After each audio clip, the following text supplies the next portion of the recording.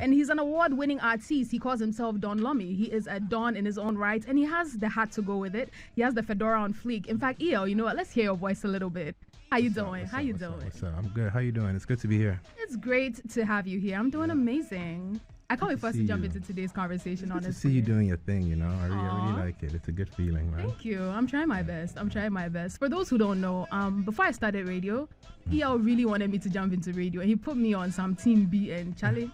Thank you for believing in me. I really appreciate it. It was a no-brainer. It's a no-brainer. So I'm grateful. You're doing your thing. My heart is happy. I'm grateful. I'm happy you're happy. Yes, but today's conversation we'll jump into real soon. But before we jump into today's conversation, let's have some more tracks from EL. Today we're going to be discussing your EP that you just released, amongst other things in the news. All right. People have been hitting you up like crazy on social media.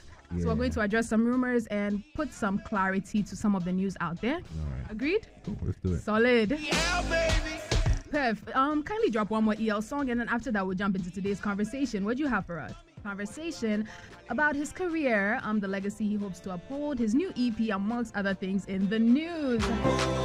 In case you have any questions, you can send in your contributions to our WhatsApp on 020-000-0995. That's 020-000-0995. EL, you're welcome to the studio again. Thank you so much. Thank you so much. It's lovely having you here. It's great to be here, man. This is our first official interview together. Honestly, yes, you're right. On the big station. You're right. So you're welcome. It's lovely to have you here. Thank you. You have been hiding. Where were you hiding? Because you really disappeared. I remember I DM'd you at a point to ask you if you were alive. Oh, I've been hiding. I've been around, but I've just been low key, just doing my thing, focusing on other things. So it's nice to be missed. Yeah, I can imagine. I can actually imagine. Yeah. All right. First of all, before we jump into the conversation about everything else, off the cuff, we're talking about Mina Bopo. I told you that's one of my favorite songs. And I remember, was it 2021 when you were on the African playlist? Yeah. I did not air that part of the interview, but you said that song was written for your puppy. So please, shed more light. It was written with inspiration from my puppy. At that time, I got this brand new, beautiful Maltese poodle that I was so in love with. Yeah. So I was, just channeling vibes through that. I'm an extreme dog lover. Sometimes I feel like I even love dogs more than human beings. Yeah, I feel you. Yeah, I feel you on that wavelength. Yeah. So it was just just having her around and me writing a song, just expressing my elation, I guess. What was the dog's name? Selassie. Why did you name the dog Selassie? I didn't name her Selassie. It was somebody else who named her Selassie. It was somebody who I was with before. Right. And that's where the name came from. Hey, Salah de Maltese. Salah de Maltese. So oh my gosh. I miss her so much. Yeah. But you've been in the news of late. People were dragging you for filth, saying that you're acting like the boy who cried wolf. Yeah. With the whole issue about you coming out to say that you worked as a delivery person in the US, and then now you said you were kidding. What's up with that, please? Oh, it's just cloud chasing, man. That's a new thing that artists do these days. We be cloud chase. But is cloud chasing though? Doesn't it kind of affect you negatively in the long run, where it's like people may not have empathy for you when it comes to certain situations if you were to cry out with a real problem? No, I think as artists we cloud chase all the time. I say it's on many occasions. We cloud chase with so many things that we do.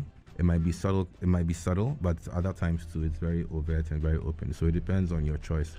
I'm not known for stuff like that, so it's really not in my character. But once in a while, we like to color outside of the lines and express ourselves a little differently. But it's nothing new. We do it all the time with the way we express ourselves, the things that we say on music, the numbers that we exhibit, the clothes that we wear, the lifestyle that we exhibit. It's a lot of cloud chasing, but like I said, it depends on how you want to measure it. But what's wild is the fact that you chose that path when it's really not within your character. What pushed you there? I just gone away for a short time. We just needed something. I just needed to felt like I needed to do something just to get people talking.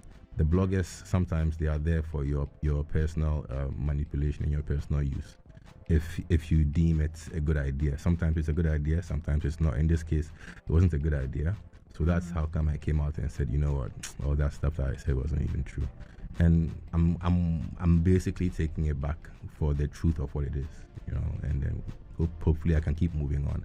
But fortunately, it's not caused as much of a stir as some people might have hoped it would. because people know me for who I am as an artist, and it's not my character. Water under the bridge, huh? Yeah, for me, it really is water under the bridge. I don't consider it to be something that should stall me or should even bother me in the least, because worse has been done, and so. Worse has been done. We'll get to that conversation real quick, but I think, first of all, I want to commend you for being honest. I think you're the first artist who would come out to publicly state that, yes, you chase clout sometimes to make sure you get ahead, and you use the blogs to get ahead as well. So congratulations. Thank you for being honest. Honestly, we need to give you a ribbon. Okay. A lot of people hide behind the shadows of fame and act like, okay, it's not necessarily that we are chasing clout. I'm just famous and you just have my name in your mouth. Right. Yeah. So I think deep inside, deep within, the fans actually know. They know the truth from what is actually fiction, but that's the nature of the entertainment business. We like to be shrouded in that fantasy and that mystique, and that's what entertains us. So I guess deep inside, a lot of people know. People actually at me and tweet at me, and we were like, of course we knew, but there's no way. We know who you are. So some people know what it is, and some people are like, they're surprised. It's a great balance. It be like that sometimes. It do be like that sometimes, So. But you mentioned that people have done worse. In Nigeria right now, there's a whole public outcry after the passing of Mohbad. Rest in peace, Mohbad Sure. He was bullied, crazily bullied by his record label and affiliates to the record label. And people are coming out to say that in the music industry, people constantly get bullied, and there's some form of quote-unquote godfatherism in the industry. Would you say that is true in Ghana? Have you experienced that? Yeah, it's true in Ghana, but I'd say more so in Nigeria, because they have a more vibrant and more active music industry. So I would say, yeah, it happens in every music industry. There's this type of gatekeeping that goes on. There's this type of bullying that goes on. This type of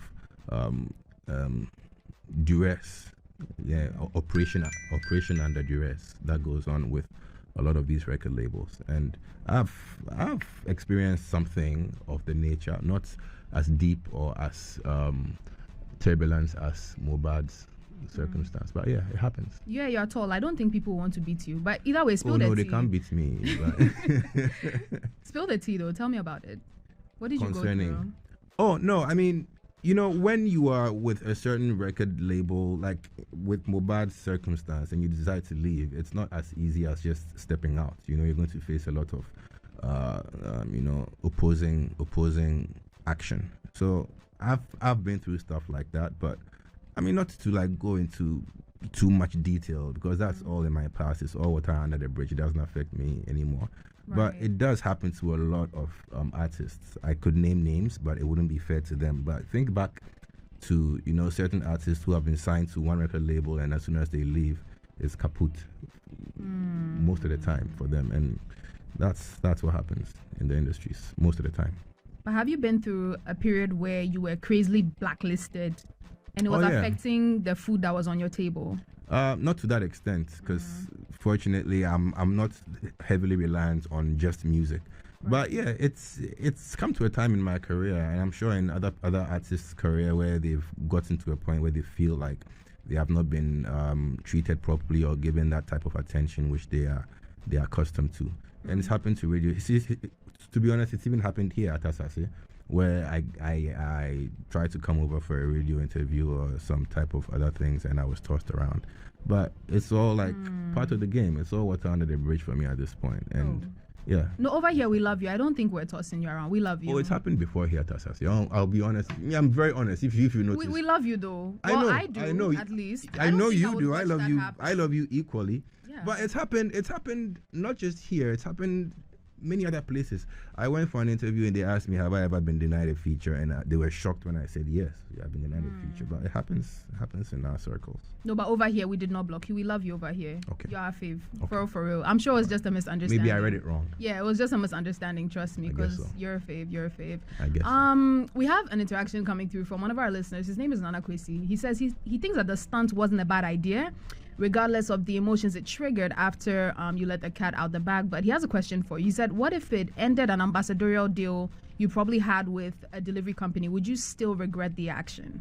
I think the truth trumps all types of stunts, and I think the truth is always going to come out. So even if I'd gotten an ambassadorial deal, it would have ended eventually because the truth always comes out. So yeah, I'd rather go with an open conscience and chase that ambassadorial deal instead of doing it with this in the back of my mind. But do you think with the way things are going in the music industry and how people tend to want to blacklist artists simply because they don't want to be affiliated with their labels anymore, do you think it's going to deter a lot of upcoming artists from wanting to be signed? Like everybody's going to want to be independent, and it will lead to the breakdown of quote-unquote record labels in general? Yeah, but I think, an artist is not a singular entity. So whether you have a record label or not, you're still going to have to be in a certain ecosystem that supports you and nurtures you and helps you to grow. So regardless of what you call it, that association, if it does come to an end, you're still going to face challenges.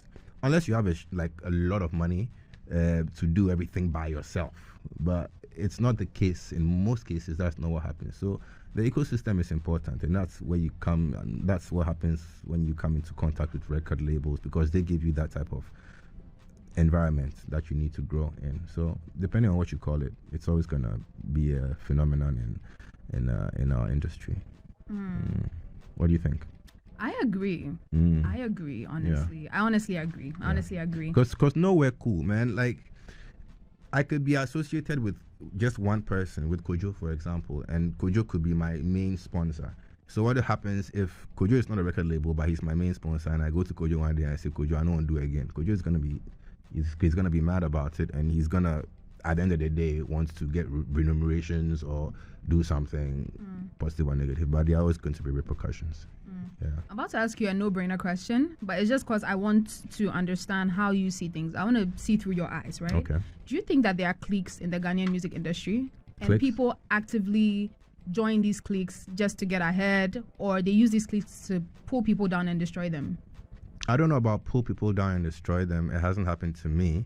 But I do know that, yes, there are certain groups of creatives and artists who have their own connections that they use to promote and cater to their collective and their artists and their interests. So yes, very, very no-brainer, but it should be said. It's definitely, it happens all the time. But isn't it dangerous to have cliques? Doesn't it create this cult-like mob mentality, just as we've seen in Naira Marley's camp? Honestly, For me, I've cancelled Naira Marley in my mind.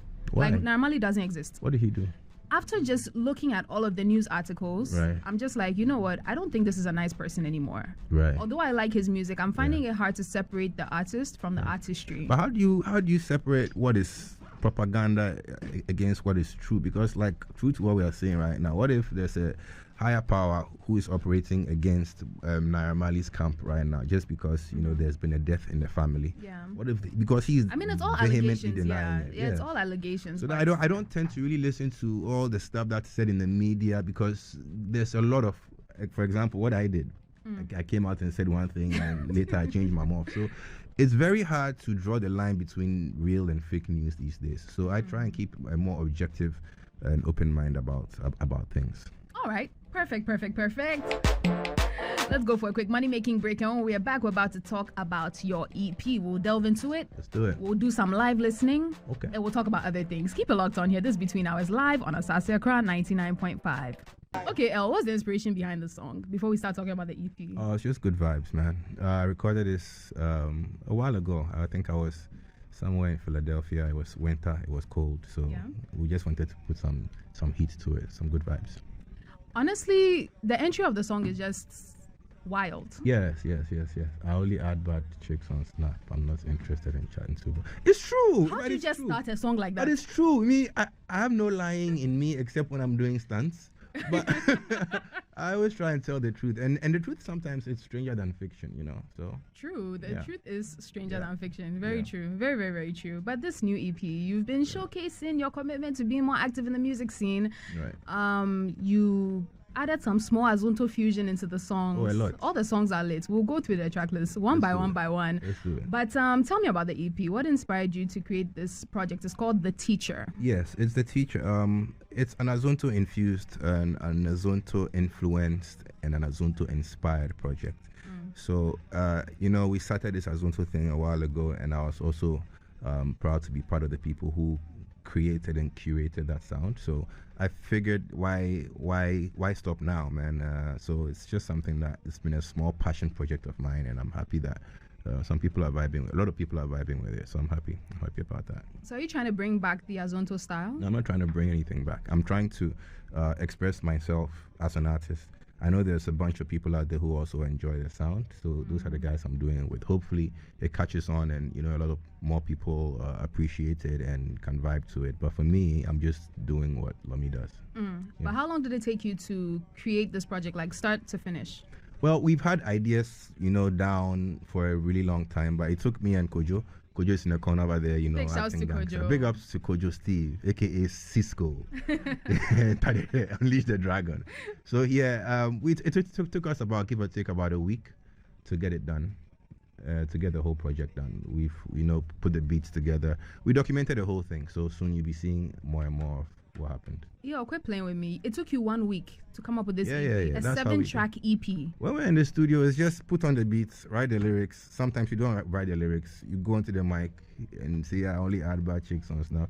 So, it took us about a week to put the whole thing together. Songs like Chop Life, I've had the idea, I've had the skeleton put down, but it took us a week to put together the whole thing and to record everything well. That is wild. Yeah, a week is millions and millions of seconds.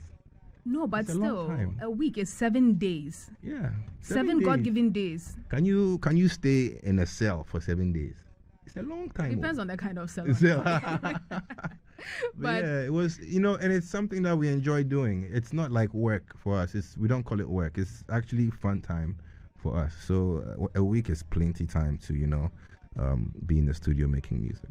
But what was your creative process when you were making all these songs? What headspace were you in? I guess the headspace, we were just trying to have a good time. We found ourselves listening to some of the old Azonto songs and reminiscing and being very nostalgic about it and trying to, recreate not the sound to an extent, but more importantly, the feeling, and the vibe that came along with, that type of music, because it was so much fun that we used to have with that type of music. So I just wanted to recreate that for those who cared to listen. But if you think about it, Chop Life has a totally different vibe from all the songs on the EP. Slightly, yeah. So how did you now force it to fit in? Yeah, that one, we snuck that one in. Just to give people some variety. It's Azonto infused. The thing about Azonto is you can dance to it to almost every type of dance beat. You can even dance to it with Afro beats. So we just decided to give, different perspectives and different infusions of Azonto and different sides of it. So I guess that's where Chop Life came from. Right. But the EP is called The Teacher. Yes. Why is it called The Teacher? So track 1 is actually me teaching somebody how to produce or how to play an Azonto beat. So we start from the drums and we add some, extra stuff until we built a full Azonto beat. We actually start from the guitar. And so J-So, who is the, the label head, big ups to J-So, big ups to Skillions Records, who heard the song and he was like, Charlie, this one day we call him The Teacher. And as soon as he said that, we're like, yo, Charlie, yes, Amasa. So that's how the name of the whole EP came up. It was J-So influenced. Big shouts to Skillions. Big ups to Skillions. I feel like he doesn't get enough credit as he should. Oh no, J-So, one day very soon, you guys will know how much J-So has contributed to our music industry as we know it. It's just a matter of time. Because there's so many artists out there, from Titi Owusu to you to Adoma, who he's been an integral part of their journey and their music style. Yes, Papa also dropped some very good music recently. So yeah, he's been working behind the scenes. Not just them, but a lot more artists out there have already felt J-So's impact. So small. We need him to come out and be a bit more vocal. That's the thing. J-So is not very vocal. He's not very. He's in Ghana right now. He snuck into the country a few days ago. So he's not very public with his stuff. He works more in the backgrounds, in the shadows, but he does a lot to contribute. Honestly, we need to be able to give him his flowers while he's still here, because Yes. we've seen a lot of people leave us this year. Yeah. And Yeah. I just feel like it's only right to give him his flowers. I think the right time and the right platform would do the right thing. Definitely, definitely. But let's have a quick listen to The Teacher, which is the first track on the Teacher EP.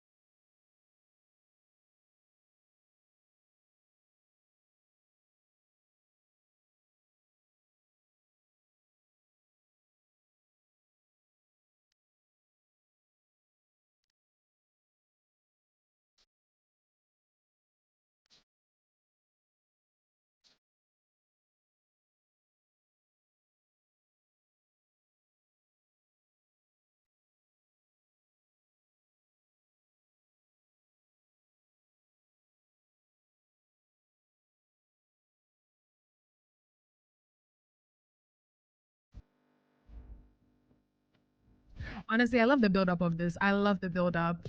I wish you could listen to all of it, but we're pressed for time. We need to go Yeah. through the rest of the EP. Yep. Y'all go run up them streams. Very important. Please do. Please do. Yes. But Soba, what's the creative process behind Soba? What's the inspiration behind it? Which is track 2. Soba was produced by Kojo Steve, and you know he's just an amazing producer. So he came up with the beat, and as soon as I heard it, there's a whole documentary on how we came up with Soba, and it's online, so you can go check that out. Where is it? YouTube? Yeah, it's on YouTube. Okay. It's on YouTube. So basically, the beat came up, and then we went in the studio, and there were suggestions thrown around, and just playing around. Small no, you see no bang. Soba was born. So it was a great time in the studio with the maestro himself. And then for the lyrical aspect of it, what was the inspiration? I can't explain how lyrics come to me. It's a very spiritual thing for me. It just pours out of a very unknown place, but it flows very, very easily. I think it comes with time and practice. And yeah, Bomon Sama Jesus. Amen. The second track on here is Soba. 99.5 Asaase.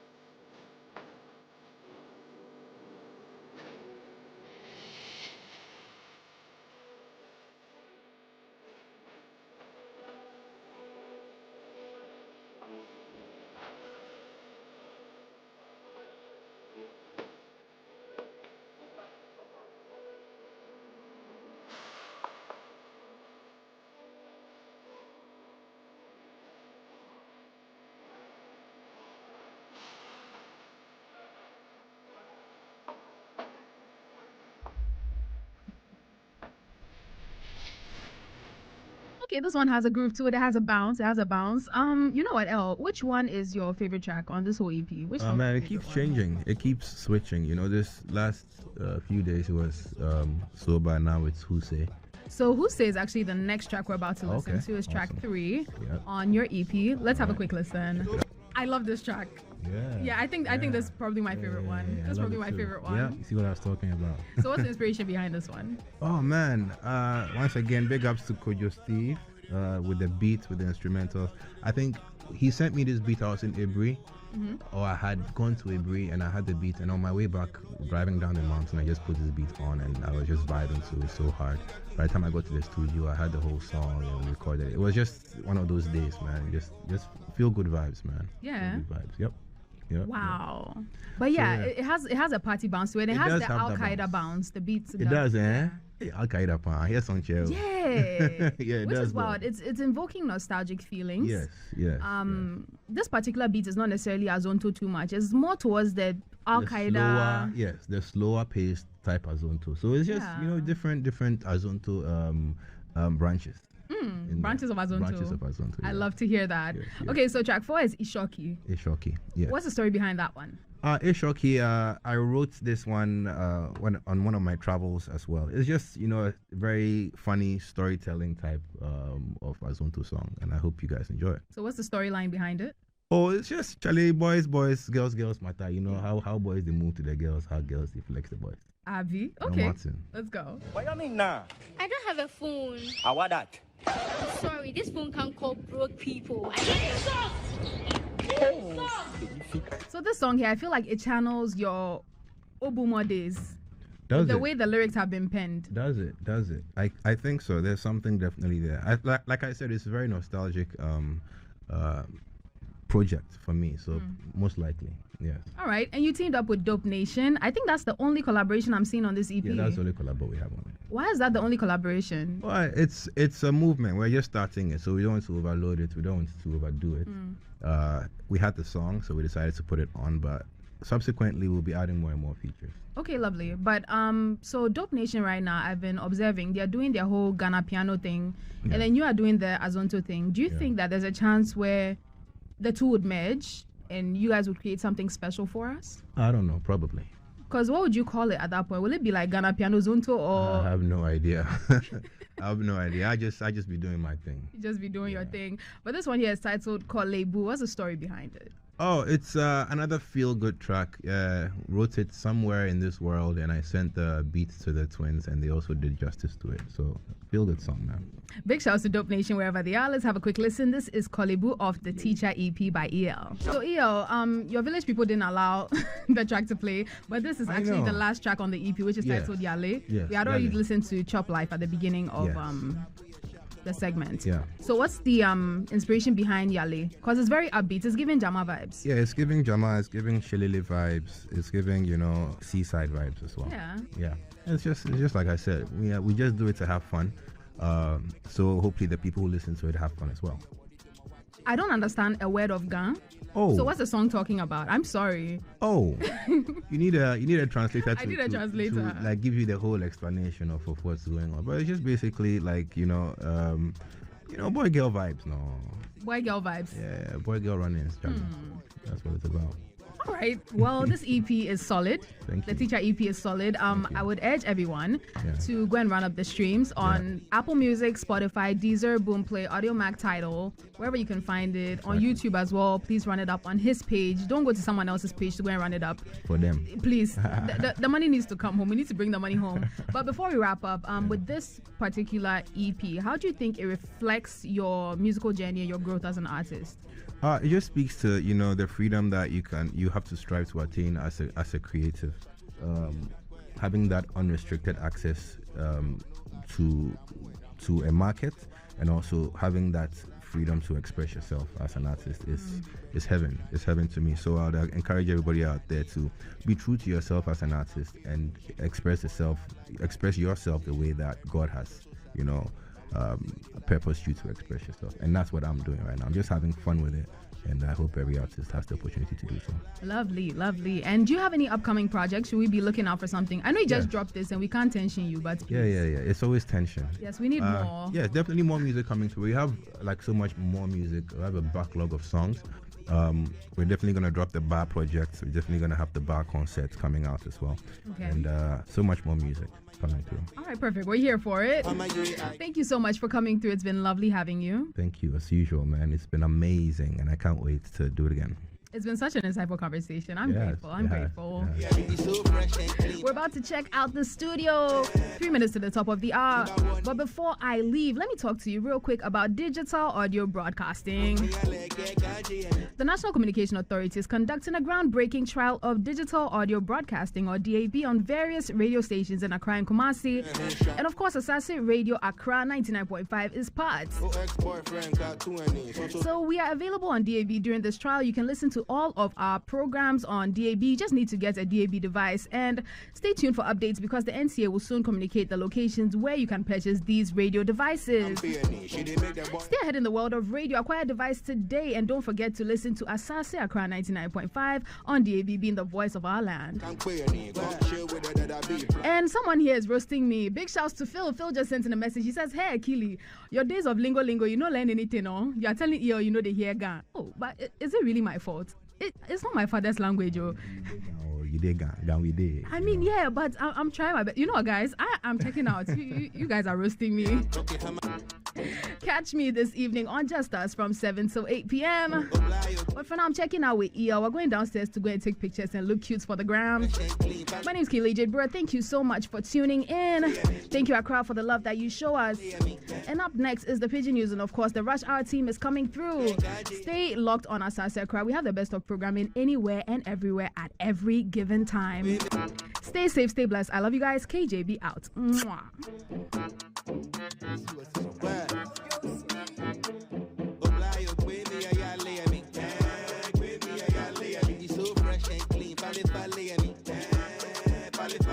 Thank you for watching.